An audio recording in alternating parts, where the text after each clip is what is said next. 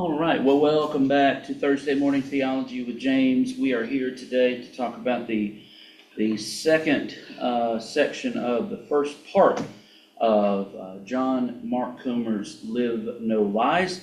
Last week we opened up our discussion covering the front matter and the first section of part one on the devil, the truth about lies. And today, in a rather dense and packed chapter, we're going to look at the idea of ideas weaponized. And as John Mark closed the first chapter, he took us back to Jesus before Pilate, and Pilate's question that has echoed down through the centuries: what is true?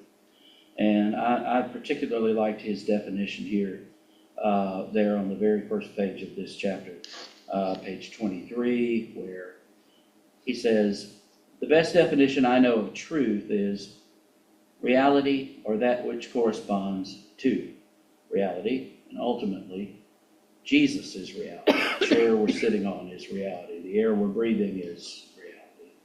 When I was reading this, I couldn't help but think of the movie The Matrix. Now, I know you haven't seen The Matrix, have you? Have you seen The Matrix? I've seen bits and pieces of it, yeah. Do you think that's air that you're breathing? Morpheus asks Neo as he's trying to get him ready for the reality that what he's living in is not real at all, and that he needs to be unplugged from the system that the machines have built, and they're using human beings as power. Oh, it's just your kind of movie. They're using it's actually very good. The power sources, they're using them as batteries to power their world. And what some of these folks have been able to do is unplug from the machine. And now Neo, this character played by Keanu Reeves, is in the process of being located in the machine and unplugged, and introduced to the real world, which has been decimated by human beings and taken over by machines. But enough of the Matrix. But I figured that in a chapter on philosophy, bringing up the Matrix wouldn't be a bad thing. And then he says, so if we define truth as reality, or that which corresponds to reality, then the very next sentence, the last sentence on the page, and the best definition of reality I know is what you run into when you're wrong, right? Mm-hmm. All right, and then of course he uses that great illustration at the top of the next page. I believe I can fly. Then you walk off the top of a 10-story building. Reality is what you hit a few seconds later.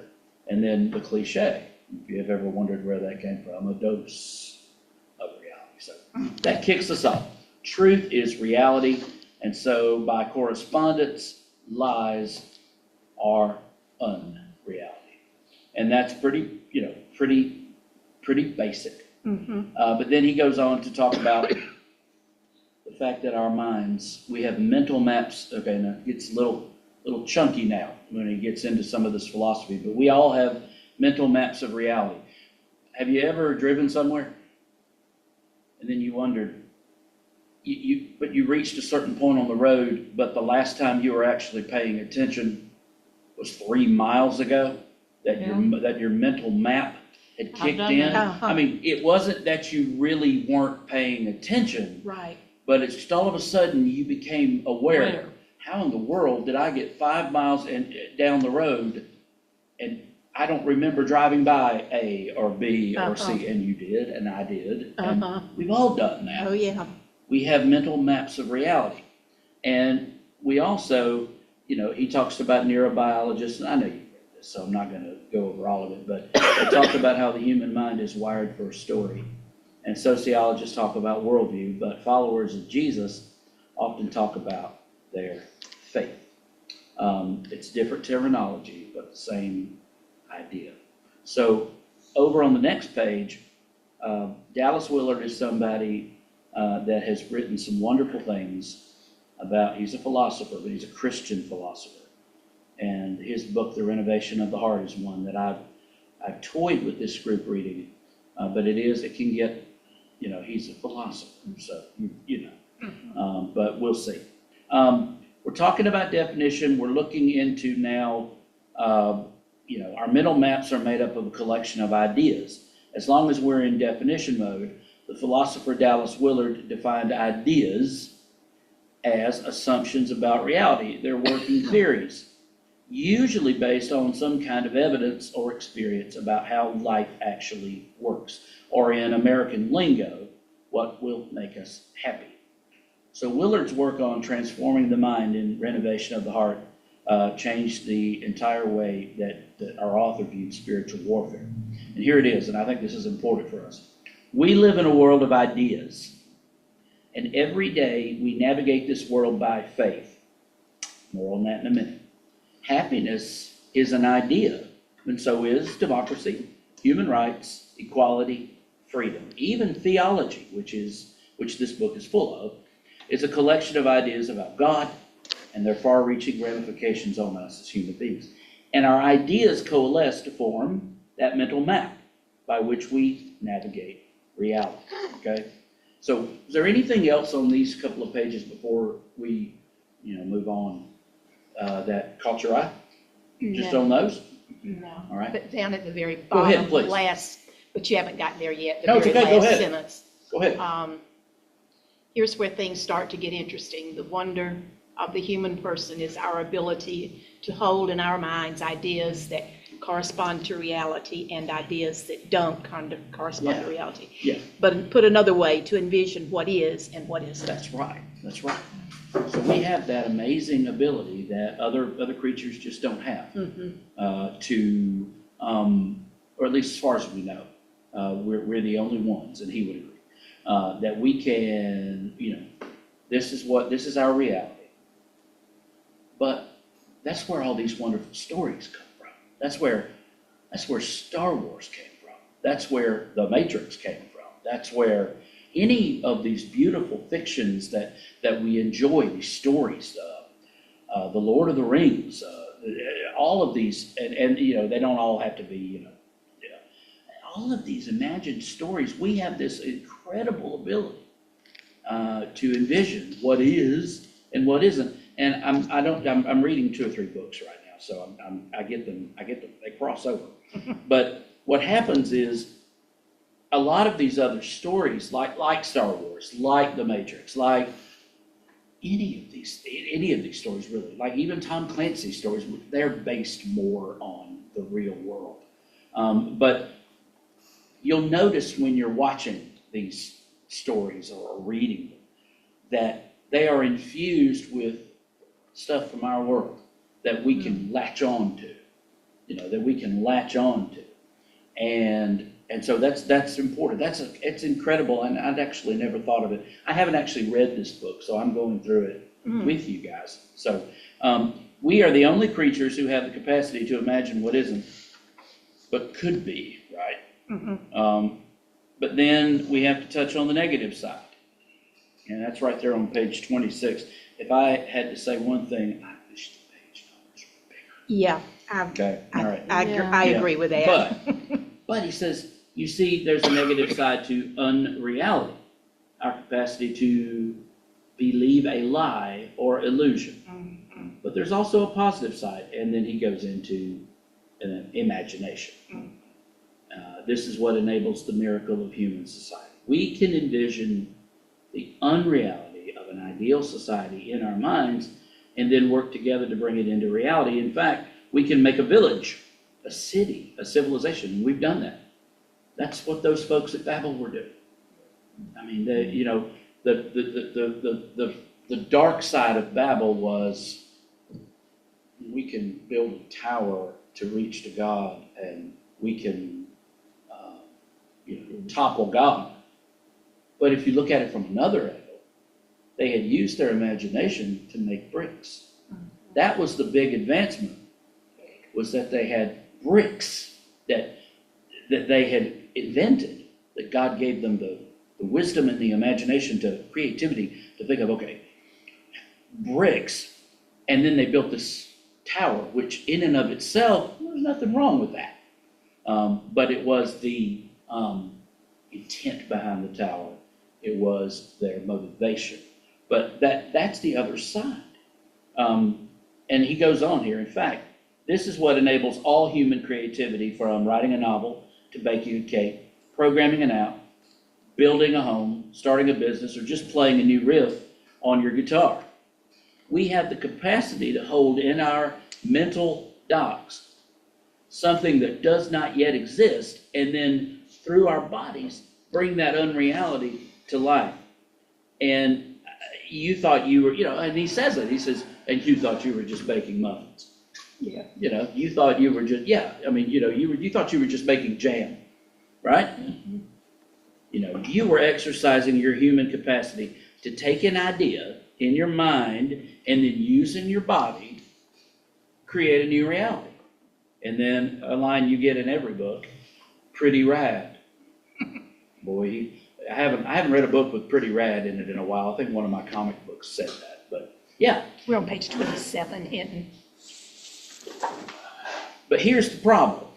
Again, our capacity to hold unreality in our minds is our genius, but it's also our Achilles heel. Mm-hmm.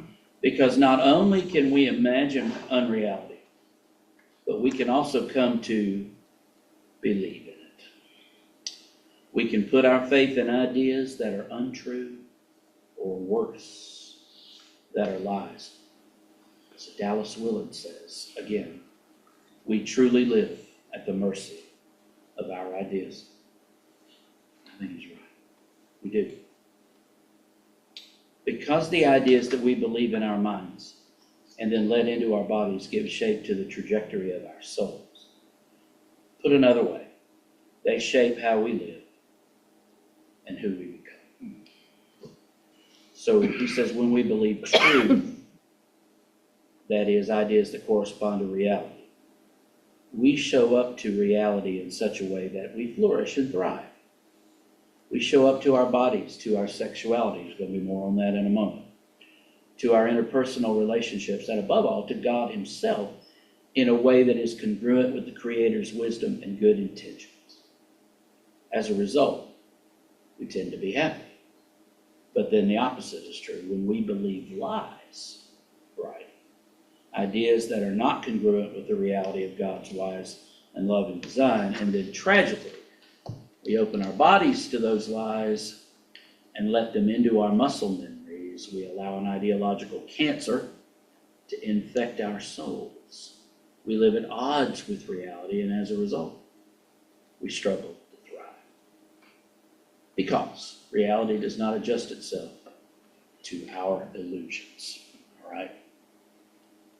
So, and then he goes into a lengthy discussion, and he takes a sensitive subject, which I appreciate the fact that he doesn't skirt around it, our sexuality. And I love that these are not qualifiers. He's just letting you know that he's a pastor, not a politician. Okay? All right. It's not legislating anything. And I think this is one thing we have to remember. I don't expect secularists to live like Christians. Thank you, John. That's true. I don't. And I don't either. And then he uses scripture here, and this is Paul, 1 Corinthians. What business is it of mine to judge those outside the church? Oh, that the church would hear that. And what that doesn't mean is we shouldn't be about justice issues. Of course we should. But the move of the Spirit is inward to conviction, not outward to critique. What we want is for people to be convicted of sin. We don't want to just point our finger and go, well, y'all suck. That's a technical word. Y'all suck and you're on your way to hell. If you don't want to get left, you better get right, or something silly like that. But the move of the Spirit is inward to conviction, not outward to critique. So he says, I'm not trying to critique the culture, much less control it. Yeah. Yeah. I like how Go ahead, please. I like how he defined, which I underlined the whole thing. Yeah, go ahead. Yeah. The sexual liberation revolution of the yeah. 1960s set in motion a cascade effect, the reversal of the long-standing moral consensus around promiscuity, which separated sex from marriage, worked in tandem with the advent of both birth control and the legalization of abortion, which separated sex from procreation, which moved to the legalization of no-fault divorce, which turned a covenant into a contract and separated sex from intimacy and fidelity, then to Tinder and hookup culture, which separated sex from romance and turned it into a way to get your needs met. From there, it's moved into the LGBTQ plus revolution, which separated sex from the male-female binary, the current transgender wave, which is an attempt to separate a gender from biological sex, and the nascent polyamory Yeah, polyamory, yeah. movement in an attempt to move beyond two-person relationships, and the revolution. The questions nobody seemed to be even asking are, is this making us better people, more loving people, or even happier people? Are we thriving in a way we went prior to our liberation? Yeah, right. This isn't new. He nailed it. He did. He nailed it. Yeah, this isn't new. Yeah. I mean, these questions were starting to be asked, the whole, when it was just homosexuality. Yeah. These questions started to be asked in the late 60s. Interestingly enough, when the United Methodist Church came together, they came together in the same year that the Christian Church Disciples of Christ formalized their break away from the other churches that identified as Independent Christian Church and the Church of Christ. When it was late 60s, it was 1969. But yeah, these questions were already being asked, even way back then. So it's not new, but you're right. At the top of page 29, he says, is this making us better people, more loving people, or even, let's go back to happiness. Are we happier? Are we thriving in a way we weren't? And again, he said, remember, ideas are assumptions about reality. And then he gives us some data points. Happiness levels have been in decline in the U.S. since, interestingly, the 60s. While we know that correlation is not causation, you have to admit it's an interesting coincidence. Some deeply disconcerting facts related to attachment theory are also worth noting. In spite of the cultural narratives that state otherwise, divorce is a traumatic event for children of all ages. And we're learning it's directly tied to the rising number of people who struggle to develop intimate, healthy relationships in adulthood. Psychologists argue that the drop in those who identify as having secure attachment is wreaking havoc in our society. So, considering that divorce, while cited as an example of liberation from the patriarchy, has been shown to disproportionately benefit men. Or that those who cohabitate before marriage are less likely to marry, are more likely to get a divorce if they do, and often develop long-term trust issues. And he has all kinds of footnotes here for you to back up the data. All right. And then he goes on to talk about the drugs, oxytocin. It's actually in our body, and vasopressin. These are the two chemicals released by our body during sex that bring our attachment system online and cause us to bond to another person. It seems that the more sexual partners you have, the less capacity your body has for intimacy. And, you've read this. It goes right on down the line. The effects of abortion on women's mental health and physical health is causing some to hypothesize the left will eventually change its now hardline view on abortion for all. Yeah.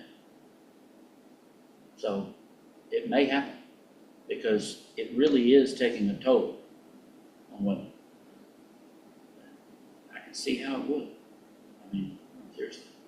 And then of that, 25% of children spend a portion of their childhood without a father in the home. Overwhelming evidence indicates that this experience is damaging to both boys and girls. Yeah. All right. And then so forth and so on. He talks about, and this one here, of course for me, hits home. Yeah. Yeah. Just got a reimbursement request for one of these. But these, the hormone therapy for those who identify as transgender do not benefit their emotional health, which is the main rationale behind them. Yeah, and that's just true. And so forth and so on. Sexual addiction in the West. By the way, porn is, he is not for porn. Please understand that. But he is saying that it's becoming increasingly violent, misogynistic, and cruel. It is now a multi-billion dollar industry, dollar industry, intentionally targeting children. Okay. And then, of course, this kind of, when the Me Too movement was going, the 50 Shades of Grey trilogy, I don't know if you've had the No, don't care to see it, don't care to read it. haven't flew off either. the shelves, and the movie's, as he says, one of the highest grossing film franchises of all time. So it's about male sexual domination. So again, our sexual abuse and sexual assault are getting worse, all right? 1 out of every 4 women will experience this kind of violence at some point in their lives, and so forth and so on. You guys have read this. I do like this quote down here from Mary Eberstadt, Adam and Eve after the pill. Contrary to conventional depiction, sexual revolution has proved a disaster for many men and women, and its weight has fallen heaviest on the smallest and weakest shoulders in society, even as it has given extra strength to those already strongest and most predatory. So, his point, the liberation, is starting to look more and more like enslavement. Remember, we're talking about lies, Right, unreality, right. right? The problem with the current carpet bombing of thousands of years of human wisdom around sexual desire is, well, reality. The secular world's dominant idea, or working theory of reality, is that human beings are animals simply aided by time and chance to evolve into the dominant species on our planet. Monogamy, not natural. Why? We rarely see it in other animals. In fact, men evolved to spread their seed over as many women as possible for the survival of our species. That's boys will be boys. Evolutionary biology's way of saying that, okay? Play for grown-ups. What's the big deal? Animal pleasure. And then, he's just keeping on going down. Everything. Marriage, sexual norms, and even gender itself they say, are all social constructs often created by elites to maintain power. I've been hearing a lot about that. But he does say that the secular view of these things does raise many good points. The patriarchy has done all sorts of horrendous things to women that cannot be denied. Okay? And it's nauseating the way LGBTQ people have been treated, often by Christians. A to the men on that one. All right. The violence is real, and we must work to stop it. And gender expression does change from culture to culture. And he's just talking about the expression of gender. So, not all women are going to be this type of woman. Not all men are going to be this type of men. It's just the kind of the stereotypes of men and women. Barbie and Ken. There we go. Yeah. Oh, and you thought that was just a silly movie. There was an agenda there. I'm not saying it was a negative agenda. I'm just saying it was trying to teach us something, that movie. It wasn't a kid's movie. No, it was not a kid's movie. Not a kid's Not at all. Yeah, it was, no. Oppenheimer wasn't a kid's movie, and neither was Barbie. There you go. So, but sexual desire is a good thing. Of course, it was designed by God. And it is core to our humanity. We were sexual before we were sinful. That's right. And we must celebrate our sexual desire, not shun it. But, he says, I just can't skip a lot because this is so good. It's got a lot of Yeah. information. He applauds our generation's advocacy for equality and human dignity. So do I. The problem with this interpretation of the data points of science and history, is acute. Overall, it does not correspond to reality. And reality does not conform itself to our desires, feelings, or incorrect thinking. Therefore, it does not lead to health and happiness, nor can it. Right? So I'm just, if I skip something you want to point out and talk about, please. I'm very interested to go back and read his Garden City book. He makes the point that the Christian tradition has understood the human vocation to be to take chaos and make order. You go back to creation, that's exactly what God did. And the Spirit of the Lord was hovering over the waters, the chaotic waters, right? And so like God, who made order out of chaos, for us to make order is to take the chaos of the planet and turn it into a garden-like city. If you go to the end of Revelation, that's exactly what you see. You see the New Jerusalem. But what else do you see? You see a garden. The tree of life, that's back, and all of that. And these trees on the either side of the stream for the healing of the nations. That comes out of Isaiah and then is repeated in Revelation. So we have this kind of garden city that's bringing everything together. So he said that garden city is a place where human beings can flourish and thrive in relationship to each other, to God, and to the earth itself. And the word we use for this is culture, right? So, all right, I've had a lot to say.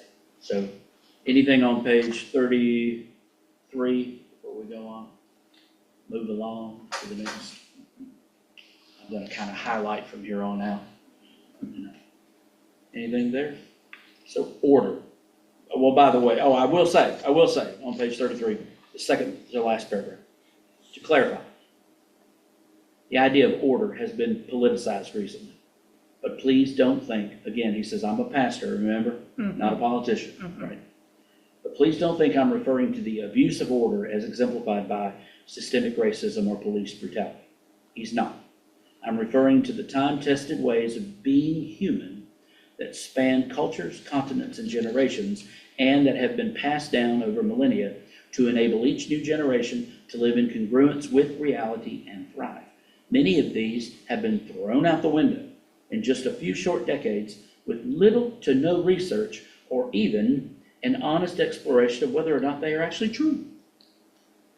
Keep in mind that what we call traditional values were radical, right? When Jesus introduced them. They were eventually adopted as the norm because they are based on a highly sophisticated and deeply wise view of human nature. And frankly, because they work. When we live into Jesus' vision, we thrive.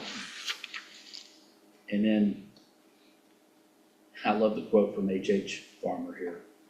When you go against the grain of the universe, you get splinters. I like that. The cold hard truth is our mental maps. We're back to that, right? Our mental maps of reality. The collection of ideas by which we navigate life can be wrong. At times, horribly so. Now you take a deep breath. You don't get to. You just got here. Yeah, right. Y'all just got here. You can't take a deep breath. But if you need a deep breath, please take a deep breath. So this was kind of a break point in the chapter. All right? Because now he wants to put Jesus into this whole thing. Right? And he points out that at the very beginning, he kind of teases us for the next part of this book. Not the next part, but the next chapter. That Satan didn't come at Eve in the garden with an M16 or a predator drone, right? Which she could have seen coming from a mile away. He came at her with an idea. You will not certainly die. Unreality. Right? Yep. Scott Peck says he called the devil a real spirit of unreality. So, when Peck came to faith in Jesus in his 40s, I'm glad he did, it upended his view of reality. He's a psychiatrist. He began to consider ideas he'd previously written off, such as the devil. And he then applied his erudite mind and formidable research apparatus to the question of evil. Specifically, how is it that some people seem to become pervaded by evil, right? He said there are evil people in the world. The average person hears this and thinks, well, yeah. I mean, Charles Manson, I mean, anybody, you know, I mean, Yeah. I don't know why he's the first one I think of, but yeah, I mean, you know, they say, yeah, oh, that and the earth is round. I mean, you know, there are evil people out there. Yeah. But to the scientific community, this was the breaking of a taboo. Science is supposed to be objective and unbiased. To claim someone is evil is to believe that good and evil exist. Again, it's common sense, but it's heresy in the lab. All right? But his second and even more interesting conclusion, and I really, really appreciated this, was that the way people become evil is through lies. And this is why this is so important. Oh my gosh, our consumption of social media and news and what we talk about is so important. He says, his basic thesis was that when we believe lies and then let those lies into our bodies, tragically, they often become a kind of upside-down shadow of the truth. And as the psychologist David Benner put it, it is not so much that we tell lies, as that we live them. Okay? For example, I like this. Suppose you believe the lie that you are unlovable. There are many, many people who believe that. Oh, yeah. Wherever you picked it up in your life journey, be it a broken relationship with your parents, a breakup, a failure, or even a demonic deposit into your mind or anywhere, if you let that lie into your body, into your neurobiology, you let that lie give shape to your behavior because you don't believe you are worthy of love. You let people treat you in ways that are disrespectful or demeaning, or you act in ways that are disrespectful or demeaning. If you live into this lie long enough, tragically, what was false starts to become true. You eventually become the kind of person that is not worthy of love and respect, and you alienate yourself from the very relationships you crave. Right? Right. But I love John Mark. He says here that it can be healed, though. This can be healed through loving relationships and truth. Ideally, through loving relationships with the God whom Jesus called Father and his family, the church, and through the truth of your identity as a daughter or son of God. So here's his point. Let lies distort our souls and drive us into ruin. Okay? And then he touches a bit here on free speech. Some folks are wanting restrictions to the First Amendment. I'm with him. I think we should have free speech. I don't think we should be censored. I do agree that words can cause harm and ideas can be weaponized. And then he goes into some low-hanging fruit. When we think about Nazi Germany, the first thing everybody thinks is they pull the fruit for Nazi Germany. We always go, evil, Hitler. Yeah. Nazi Germany, right? What's easy to forget in the many parodies of 20th century Germany, from Indiana Jones to Jojo Rabbit, is that at the time, Germany, we forget this, at the time, Germany was the apex of Western civilization. They were on par with or ahead of England, and far, at this point, far ahead of America. Pick your metric of choice: art, architecture, literature, poetry, academics, science and technology, even theology.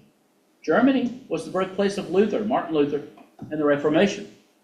And yet, within a few short decades, the entire society was corrupted from the inside out by ideas.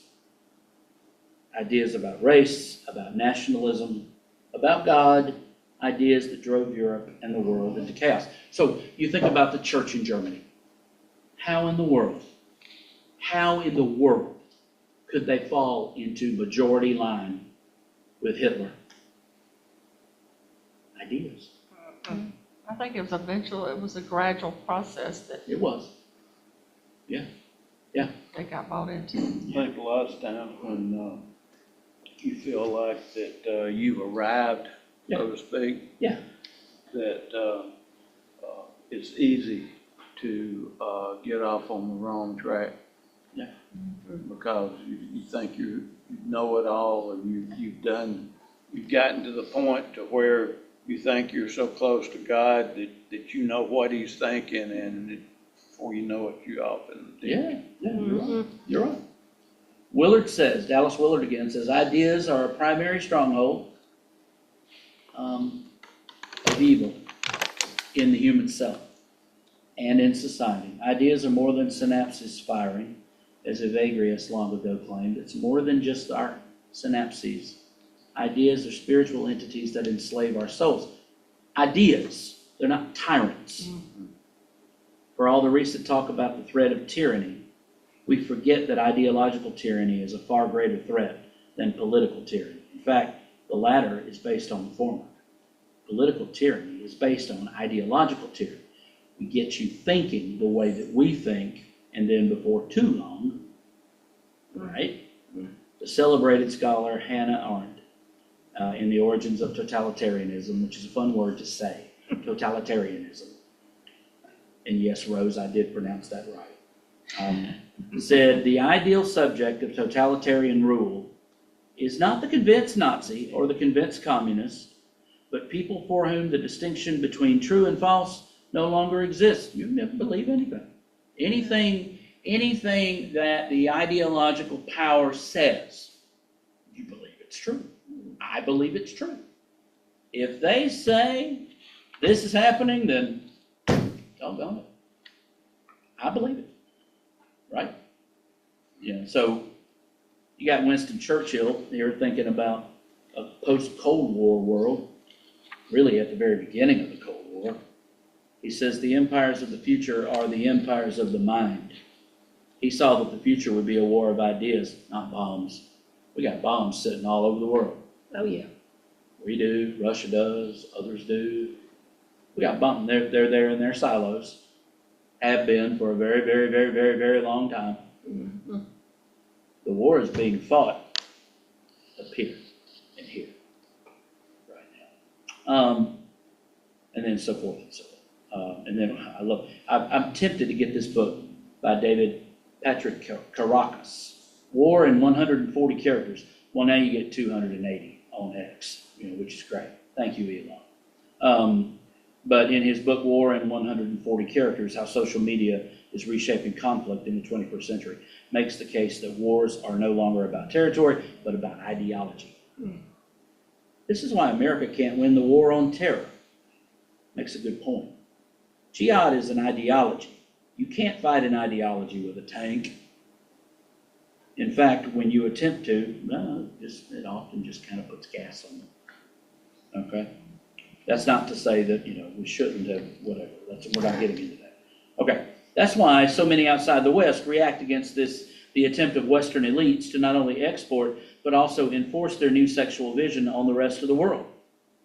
Pope Francis has accused the West of ideological colonization. It's colonization again, except it's not about land. It's about ideas. Okay. Well, I could just, I'm just sitting here reading the whole dang thing. Hang on. Sorry, y'all. That's okay. But it's so good. But I do think we need to pay attention to page 39. All right? But let me read that last paragraph on 38. But maybe I'm leading us down the wrong path. It's low-hanging fruit to point out the lies of ideology that play in the culture wars. It is. Everybody understand what he means by low-hanging fruit. It's easy to point to that. Mm-hmm. Most of the lies we face don't make news headlines or end up in Twitter debates. It's the grown man who was berated by his father and comes to believe, I am only as good as I am successful at work. It's the teenage girl who, comparing herself to the mirage of Instagram, comes to believe I am ugly and unworthy of love. It's the pastor who was a high-energy child regularly scolded by her parents who now believes I'm a bad person. It's the entrepreneur whose prior business failed after the betrayal of his partner and who now believes everything I do will fail. It's the middle-aged woman who was raised by an angry perfectionist mother and decades later still believes I have to be perfect to have peace. And he says, these are not hypothetical.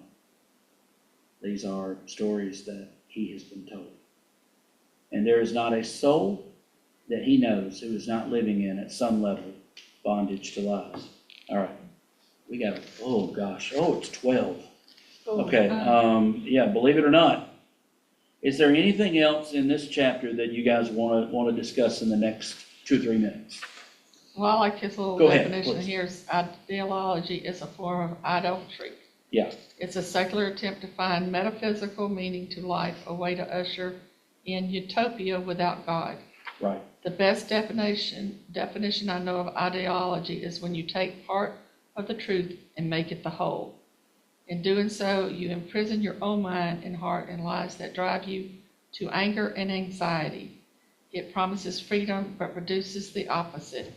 It does not expand and liberate the soul, but shrinks and enslaves it. Yeah. What page were you on when you said? 38. 38, thank you. It's the Thank you. paragraph right under you see Oh, the okay, I construct got it. contradiction. Yes, good. All right.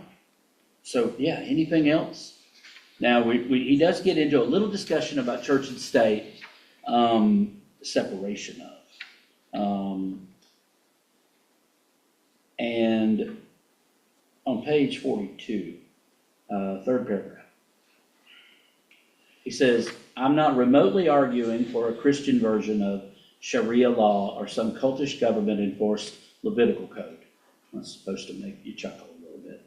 We hope not, His convictions run deep, but he's a firm believer in anti-discrimination laws. We live in a pluralistic nation, and I respect that, even enjoy it. Let me say it again. I don't have a political agenda here. My concern is for disciples of Jesus. My agenda, he puts in quotes, is to strengthen your faith in Jesus' mental maps. Remember, here we go again. Jesus' mental maps as reality. And his point is, and I think this is probably a good place to say amen. My point is this. He says, we've been taught, and at times, the church has aided and abetted secularism here.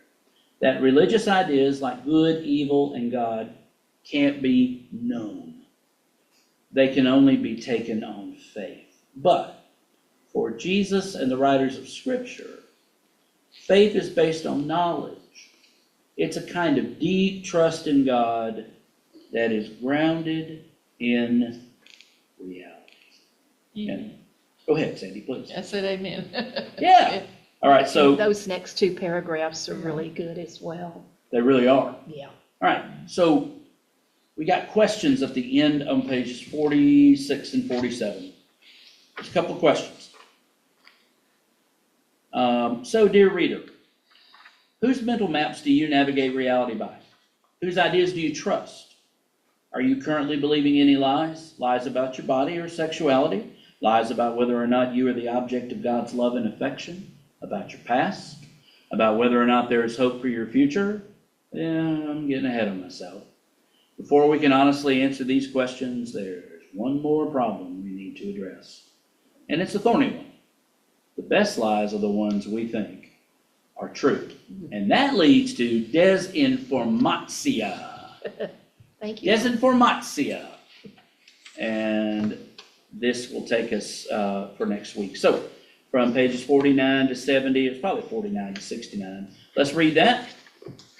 And we'll reconvene next week. Thank you to anyone who will be streaming this. We're grateful for you and hope this is a benefit. And we'll look forward, Lord willing, to seeing you next week. God bless.